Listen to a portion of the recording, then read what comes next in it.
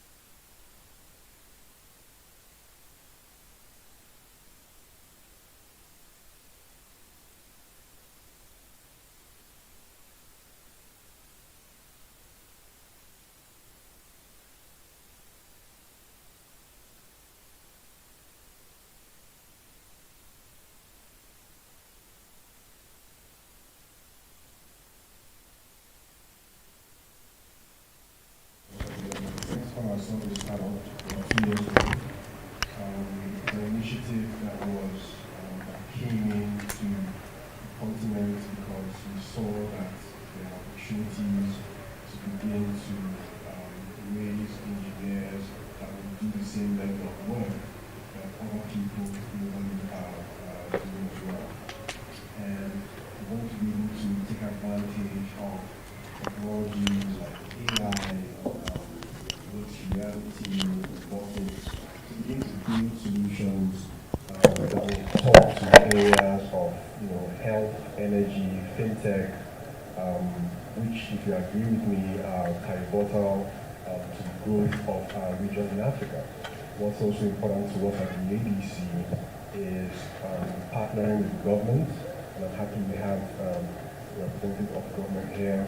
We also want to partner with people in academia. We also want to partner with incubators and the huge tech ecosystem within our region. So as leading innovations for the engineering team, part of the remit of my role basically is to look out for the next best product that Microsoft is going to build. And that basically has to do with lots of engagement, lots of evangelism, lots of orchestration, to basically find out which we will pick and how. So the 3 pillars of what we do basically for the ADC for us is scaling, secondly is innovation, and thirdly is partnerships. And working with associations and groups like this, we hope that very soon we should be coming out with something that has been ideated or discovered locally here, but importantly as well, we want it to be global. So anything that is built here definitely should be used by somebody in Kathmandu or somebody in Belarus or so. That's the story we want to tell from the African Development Center. Thank you very much. Fantastic. Thank you for that. Because when you say you want to build a local solution that can be exported, I felt overjoyed. And I believe we can achieve that. So that's a very wonderful, should I call it, goal that I believe we'll be able to really achieve. So I would also want to have Dr. Abraman Faye also give us more insight into what he's been doing at Access Bank. Okay, thank you, Rijini. Yeah, sure. Yeah, thanks for this opportunity giving me here to share with you my background. I just joined Access Bank about 1 year back as the new Chief Data Officer of the group, covering end-to-end data and analytics initiatives and teams here, from data governance to AI, machine learning to CRM, data engineering, and visualization. So we have a lot of initiatives here to help really drive the company and move it to become a data-driven company. And before that, I'm coming from Switzerland, where I was covering for another bank as a executive director for data management and artificial intelligence. And prior to that, I was coming also from Microsoft and SAP, seeing here some of my friends, colleagues, and competitors, where I was heading for EMEA, all the data and AI practice, and in Canada as well. So recently, happy to join Nigeria, try to have the first experience in Africa, trying to see how we can leverage all those great things that we've achieved already for other European and North American countries. Okay, thank you so much. Thanks. The last one on the list is Michael Natosh. Could you please give us a bit of your background? Thank you so much. Thanks for having me on. And I apologize, I can't be with you in person. I'm actually very jealous that I can't be there. Nevertheless, I'll be with you in spirit. So my name is Michael. I'm the Chief Science Officer at Prudential. We're a large global insurance company. We focus primarily on life and health insurance. We are very strong in Asia. We're pretty much #1 in Asia. And we are present in 8 countries in Africa as well. The main part of my job is to be responsible for the deployment of machine learning and AI across all our business, both the traditional insurance business as well as the new customer-facing app that we've launched about 18 months or so ago, called Pulse. And that's available now, I believe, in 15 markets. Have about 30 million downloads in the course of the last year, and is there to be really our presence in our customers' hands to help our customers live healthier and longer lives. So that's that gives AI also a special purpose. AI in this case is there to help understand who the user really is and help them in as personalized a manner as possible to that goal of living a longer and healthier life. I think that's all from me for a brief introduction. Thank you. Yeah, thank you so much for that. I think at this stage we can see that we have the right panelists. So now we'll be looking at how can we make emerging technologies to become as ordinary as our mobile telephones. So I will be going straight forward to ask Tuju, could you please tell us the current state of adoption of all these emerging technologies like AI and cloud within Africa? What's the current adoption rate? Yeah, thank you. I'll just give a very small disclaimer. I'm talking like an outsider because I'm not currently based in Africa, but from my observations on the other side of the pond, it's quite low. But overall, I'll start off with a history of like AI adoption, a little bit on cloud and where we are at now. So AI, the term AI was coined in 1956, many years ago, and it's gone through a lot of hoops and troughs. Right now, AI is a fast emerging technology. We've had AI winters where people really believed in AI and came up with so many predictions that did not happen and investment was pulled out. Right now, we're not going through an AI winter. So across the world, AI adoption is increasing, and research actually shows that by 2030, AI should contribute about 15.7 trillion to the GDP globally. So there's a lot of potential in AI across the different countries in the West. We have between US, Australia, UK, and China leading on AI technology. So right now, we're still trying to convince small, medium enterprises and companies that AI is important, for example. I'll hone in on AI because I'm more of an AI expert than cloud. Now, drilling down to Africa, we know it's one of the developing continents in the world, and I know sometimes might be digital.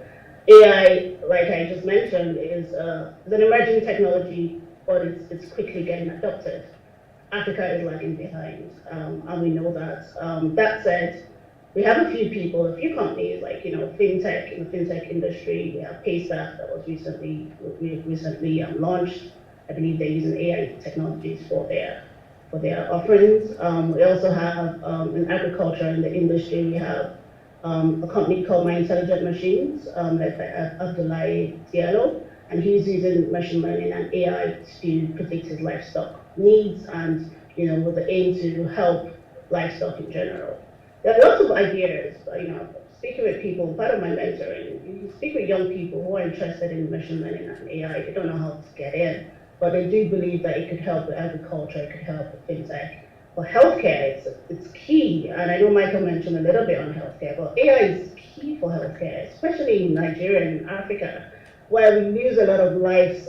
People just die unnecessarily. It's not like the education is not there. It's not like we don't have fully trained doctors or people in the healthcare sector. But if we use AI, it could help with the triage process, it could help with processing, going through your patients, it could help with drug discovery. When we think about AI and data, Black people and people in Africa, they're really behind in the data. And, sometimes you come out crying, Black people are not being prioritized in the hospitals over here, or they misdiagnosed me. I had skin cancer, but they told me something else. And part of it is because we're behind, so we're not in the forefront providing this data to organizations that are driving in these different industries and in these different areas. Thank you so much. I can see that AI has got a lot of applications. So that brings me right to the next question. Timbo, so what are the practical applications of AI, and what impact can it have on African economy, for example? That's a great and very big question. Just before answering that, I just want to add around kind of where we're at today on AI. And there's an interesting anecdote. Right now we are really at the infancy of where AI and the impact that it has on the world is today. When I was at Google, I remember in 2010, so just over 10 years ago, Eric Schmidt, CEO at the time, stood up and said that there would be a time very soon when the whole company would be developing for mobile-first applications. And that seemed completely crazy at the time, because the whole company was building applications for the desktop. Mobile was really just a small numbers in everyone's kind of data charts. And and everyone actually thought it was kind of a crazy thing to say. Now, of course, 10 years later, that seems ridiculous, and we all live in this mobile-first world, and by default, everyone kind of builds applications for the mobile first. And I think it's interesting that just a few years ago, Sundar Pichai, the current CEO of Google, stood up and said, AI will and needs to be first, and switched the whole company to really focus on that in the same way Eric Schmidt did on mobile. And I think what we are starting to see, and it's great that this conversation is happening, but I don't think any of us really realize quite how quickly everything is accelerating. Now, I just want to give a bit of a background, because there are really three components to artificial intelligence that make artificial intelligence work. The first is data, and it needs to have essentially data to be able to build on. The second is essentially sort of the algorithms and processing of that data. And then the third is the computational power to manage that processing of the data. Now, each one of those is growing at an exponential rate. And interestingly, each one of those is actually being driven by AI itself. So for example, AI is creating more data to be able to power itself. AI is creating algorithms that are much better than any human being could create. And AI is now actually creating computer chips and processing power that was much better than humans could create. So we're now in this cycle, and we're really just at this very, very start of what I think is going to be an extremely steep curve, and very, very quickly, in the matter of years, single-digit years, by default, everything is going to be powered by AI. And I think what we see today is it's touching a few elements of our lives, and it's great that we've got, whether it's Access Bank or Prudential, or even what we're doing at OK High, there are parts of people's lives that probably just being touched by AI. And I think very quickly, and if we just project another 10 years, and we'll look back at this, everything will be, in terms of our lives, will be powered by AI. And that obviously has a lot of risks and can also become quite a scary conversation, but it's also a huge amount of opportunity. And so to answer your question around, what is the potential and what is the impact and where can it have? I mean, it's not really a question of where. It will be everywhere, and it will touch all aspects of our lives. And I think what is a huge opportunity in Africa, one of my co-founders, who's Kenyan, has a great saying that he says is like, being in Africa, we're blessed to have all these problems. And that's like a true entrepreneur speaking. And there is nothing more powerful than being able to leverage AI to solve the problems that exist in the world today, not least in Africa. And I think what we're seeing is obviously a huge investment in AI in some of the more, I suppose, developed and especially from a technology perspective, countries. And I think what we have to make sure we do in Africa is make sure that we're applying the technology to solve the local problems that exist that perhaps the rest of the world aren't necessarily working on. So those are my thoughts around, I suppose, AI, how fast it's moving, and the impact that it will have on everyday lives and economy. Okay, thanks for that. And that's, given that AI has a lot of potential and would always create real value for Africa, and Kim, I would want to find out, from innovation perspective, what opportunities exist that African economy or Nigeria, for example, can leverage all these emerging technologies like AI, quantum, and cloud computing to make the economy thrive? So I think I'd give a winding answer, I should use that word. I'd like to always share my perspective of what innovation is. I kind of think it's a word that has been, it's more like a fad in town. And everybody uses innovation hub, innovation this, innovation solution. And it doesn't take anything away from it. But I'd like to, in my own way, say I look at innovation as something that is new. I look at innovation as something that is done or has been implemented. And I look at innovation as something that has value. When you put those two together and you look at the startup ecosystem or so, I kind of feel, I'm always comfortable being a black sheep. I kind of feel that lots of the things that we see in our environment is more like a copy of something that probably exists in the Western world.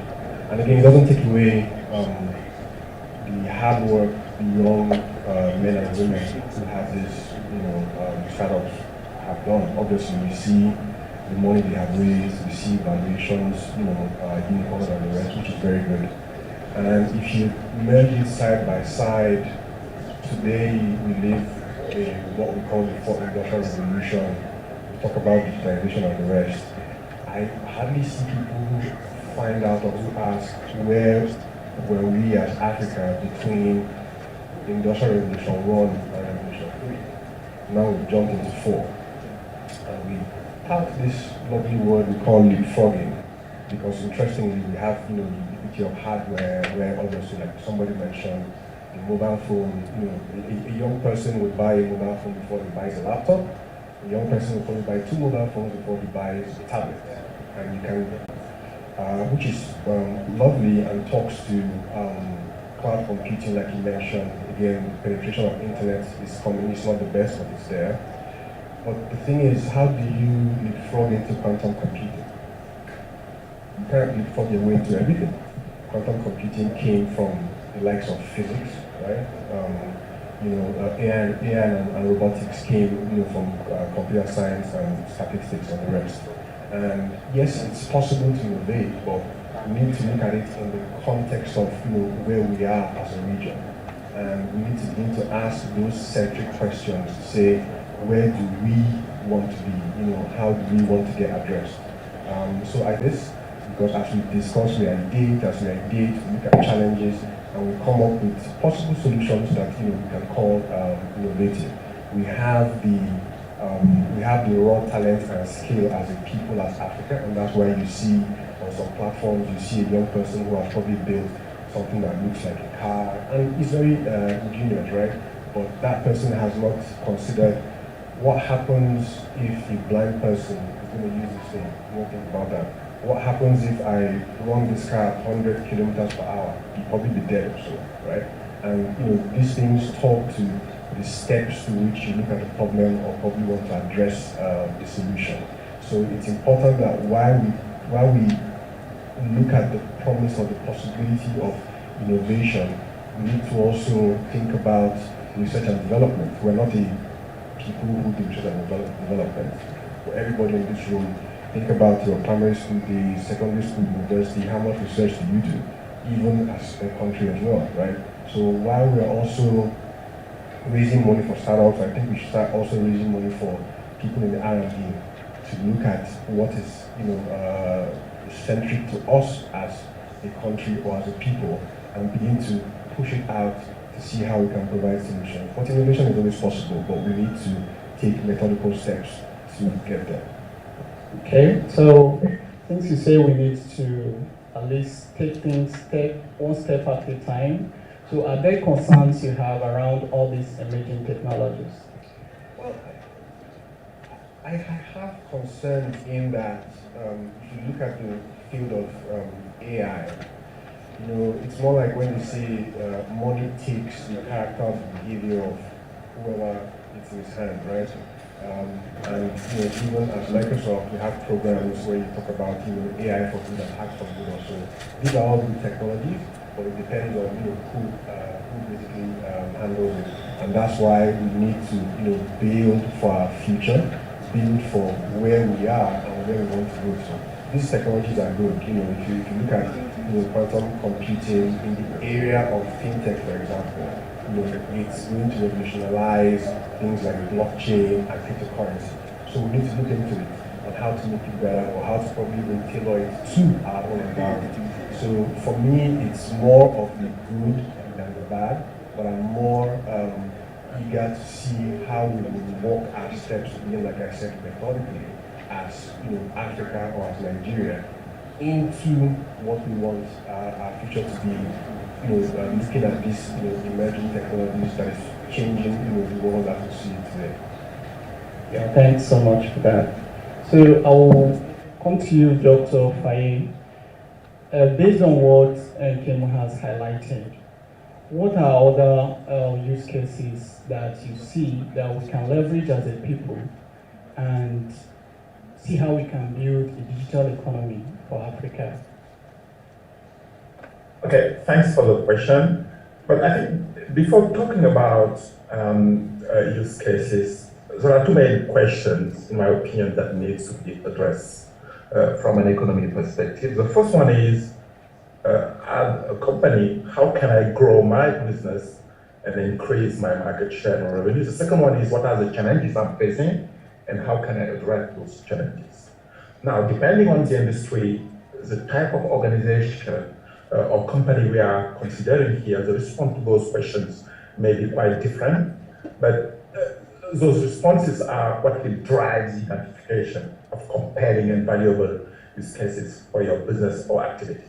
If you take the example of retail banking industry, where I'm coming from today,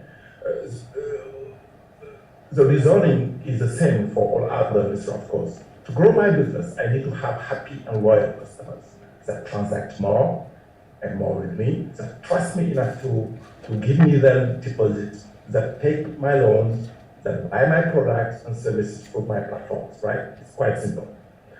Now, getting happy and loyal customers, this is one of the use cases to be addressed using AI and machine learning, like customer segmentation, customer behavior analysis, or customer churn retention, meaning here identifying who are the most likely customer who may leave me, who may go to the competition. How can I better understand my customers' interaction with me, which kind of product and service he may be more interested. All that are translated into concrete use cases. How to make my customer transact more? Again, AI machine learning here to help me. And typical example of use cases can be product recommendation, where we predict what are the products or services that the customer is more likely to adopt, right? Another use cases here can be customer lifetime value prediction. When I sell my product and services, what is the value, the revenue I can get, I can predict out of it, and based on that, I can segment better my customer and focus on the most highly valuable ones. All these are examples of use cases. I make some loans, so I need to know who I should be targeting in my campaigns for adopting my loans. And machine learning again helps me here. Let's say use cases like prediction of likelihood to default a loan, right? Where I can identify who is more likely to default a loan. And then I can focus on the less likely to default in my campaigns, right? Another use case. I sell my product. One of the question here is, what is the optimal price for my product? Optimal in the sense of making meet my, let's say, revenue target or sales target. Another use case is here called price optimization. So what I mean here is that during all the lifetime of your journey with your customers, the people you are interacting with, we can very easily identify some compelling use cases to better drive your activities, your business. Now, that being said, there are a couple of considerations here. Where cloud is playing a key role is some of the things we need to pay some attention. It's playing a big role in delivering those use cases in the sense that it helps store and process efficiently huge amount of data I'm dealing with, and also scaling up very quickly the infrastructure I'm using to process those use cases, to deliver those use cases. It also provides some softwares and tools natively to build those use cases and better govern my data, right? This is more or less what I can say.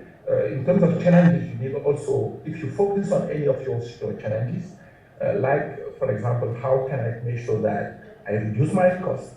Here again, AI use cases can be identified very easily. So basically that's it. We have a lot of AI use cases in all over our journey with our customers and our day-to-day. The challenge is how to identify them, how to find the right solutions, the right people to implement. Thanks. I can see we have got so many use cases that all these emerging technologies can really fulfill. So I would want to also find out from you, I know that data is central to all this. So based on the data that Africa holds today, how can we leverage that to build the kind of future we want as Africans? Yes, that's a great one, and I think that's really is a key question we need collectively to focus on in this kind of discussion we have. What is clear is that in today's modern business, data is the key enterprise asset, right? Required to make strategic decisions. I think there is no doubt about it. All the previous presenters clearly articulated that. And this is true for all industries, in particular the financial sector, where multiple systems, application, and so on are in place to drive our day-to-day activities. So we are producing more and more data, right? When interacting between us, when interacting with our organization, with interacting with our customers, then it's important that we properly capture and store that data, being on-premise or in the cloud, right? That we process it, we govern it. This is really key. We just hear about the Nigerian regulations, rules that are being more and more driving our data governance journey. And how also can we get inside of those data through comparing use cases like the ones I've presented before. The realization of any of the value-driven use cases is clearly based on data. Without which nothing is possible, right? But also around having the right technologies platform, and more importantly, that enables people, because everything turns around the people who are well armed to drive our journey to become a data-driven organization, right? So my last word about data and the value and positioning and it can have for Africa. Let's look at a couple of well-known market analysis relating to the role of data in our digital information journey, right? PwC recently claimed that highly data-driven companies are fitter more likely to report significant improvement in decision making. McKinsey shows clearly larger growth in earnings for data-driven companies compared to other companies. This research also points out that companies who are data-driven are more productive. And last survey that I remember here, coming from the Economist Intelligence Unit, clearly showed that strong correlation between organization financial performance and the use of data. So what I mean here through those examples is data is at the heart, really, of all our activities. We as Africans, we need to be more and more aware of it and see how we can leverage it to make our business and to survive, to be to the next level. Thank you. Michael, we'll come to you now, because we also talk about emerging economy. So, in your own experience, how can we leverage these technologies that we've been talking about today to building a digital economy that will really emerge from what we have or what we know as emerging economy today? Thank you for this question. And let me just say that it's such a great joy to listening to my fellow panelists speaking so far. And a lot of the things that were said so far really, truly resonate with me. I really like what Jojo said in the beginning around healthcare being so crucially dependent on AI to progress further. And I really like Timbo's expression that we are blessed by challenges. That I think is in itself very inspiring. And the last point also by Dr. Fire about the value of data is really important. And let me try and weave those three themes of the importance of AI for healthcare, being blessed by challenges, and the importance of data into one anecdote from my side. Where these three things sort of coincided and have shaped my thinking about how technology can make a big impact in the economic development of our societies. So take a simple example, and it relates back to something that Jojo said.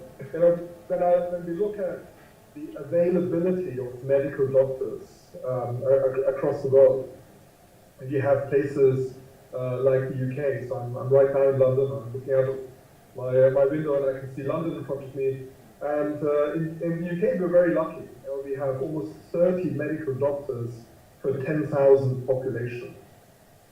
In Singapore, we're the #1 life insurer.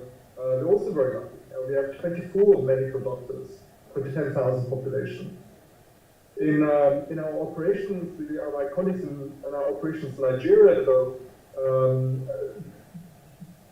you and my colleagues there find it much harder because there's only 3.8 medical doctors per 10,000 population.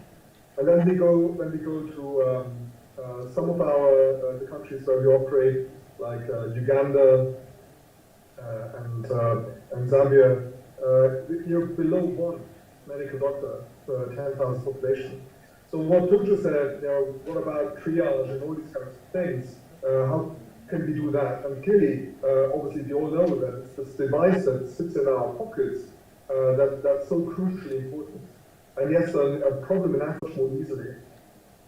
So one of the things that goes through your mind when you try and think about it is, you try and think about, okay, what are actually the big risks that what are the risk factors that our customers come to us with that we need to look out for in underwriting? And it turns out the majority of the risk comes down to just 5 factors. The number 1 factor is how old you are. The second one is your gender.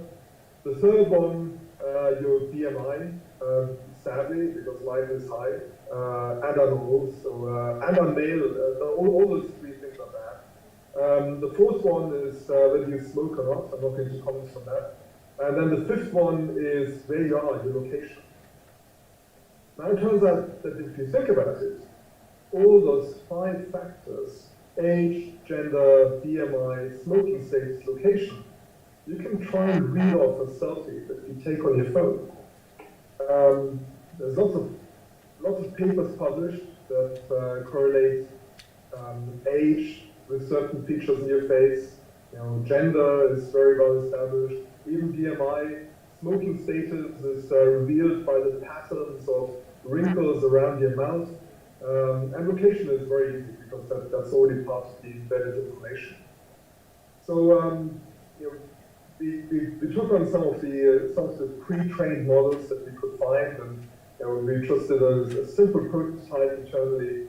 And the simplest thing was I took my own team. We call ourselves the AI Center of Excellence at Prudential. So I took the people in my team and asked them voluntarily, of course, to take pictures and see how well that relates to the outcome that comes from the model. And it turns out that for people who kind of look like me, old sort of white guys, gray-haired, old white guys, the result was pretty good. It was surprisingly accurate on all those factors. However, those team members, so I have team members in Hong Kong, Shenzhen, and Singapore, for instance, all their ages were underestimated. So I had people in their 30s who came up as being in their late teens or early 20s, for instance. Now that's not very good if you try and sell life insurance and the premium increases with age. But more importantly, actually, for my ethnically Chinese colleagues, did the model not work? Well, it's because we used a pre-trained model, and the pre-trained model was trained by people in the US. And we had to do before we launched in Thailand, we took our own training data. So we collected, again, voluntarily, 9,000 different selfie images, labeled selfie images. People gave us their face, and obviously their height, and their weight, and their age, and their gender, and their smoking status. So that was hard work that we had to go through. It was really tedious, but it's very rewarding because we now have a model that is actually faithful to the population in Thailand. And I think the same is true when I look at the various countries going all the way from north to sub-Saharan down to the south of Africa. We all have different facial features. We all have different aspects of what we look like. And one of the key challenges is to have Africa-specific training data, where we have the kind of skin types, the facial expressions, the emotions, if you want, the typical, what is a standard range in Nigeria might very well differ from a standard range in Egypt or in a place like Uganda. So having the locally specific training data is a really important thing. And if we want to jumpstart the use of technology, advanced technology, especially things like AI, having things like that is really important. But then I also think about, for instance, one of the Kenya is an interesting tech hub, not just because of M-Pesa, but also it happens to be now the location with the single largest concentration of data labelers. So those are people who are given pictures as a job, and they need to say, in this picture I can see a table, and I can see a person, and maybe I can see a car, or whatever it is. It's the kind of capture type labeling that we have to give when we want to sign up on websites to certify that we're not a robot. And Kenya has made this industry its own, and that gives me a lot of hope. That gives me hope that there's an African AI industry emerging. There's a great need for African-specific training data. And once we put all these things together with the entrepreneurial spirit, and as Timbu said, being blessed by challenges, applying all this data and all this spirit to the challenges that we have, I can really truly see a great future for AI in Nigeria and beyond. So I find that amazingly exciting. Thank you. Yeah, thank you so much. Very insightful. So I would like to take the final comments from the panelists. Back to you, Toju. Could you please give your final comments? Yeah, thank you. This is really inspiring, and I just love hearing from everyone here. It's got my brain thinking more about solutions, and I'll hone in a little bit on what Michael said in terms of training data. What are the solutions that we'd like to achieve? As a continent, as a country, like we have so many experts in this room right now. We have so much talent in Nigeria and outside, for example. Why don't we hone in on this talent? Start a consortium on AI. Start having these conversations a bit more. Start thinking about the problems and the solutions that we want to achieve. Why don't we move with a social revolution? Why can't we have a minister in digital, a digital minister, or a tech minister? Why do we have to stick to the same old ministers we've had since Nigeria gained its independence?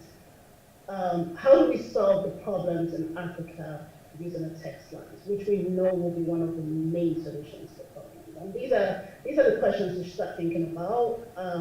It's not just our generation now that is at stake, right? It's the next generation, generations after.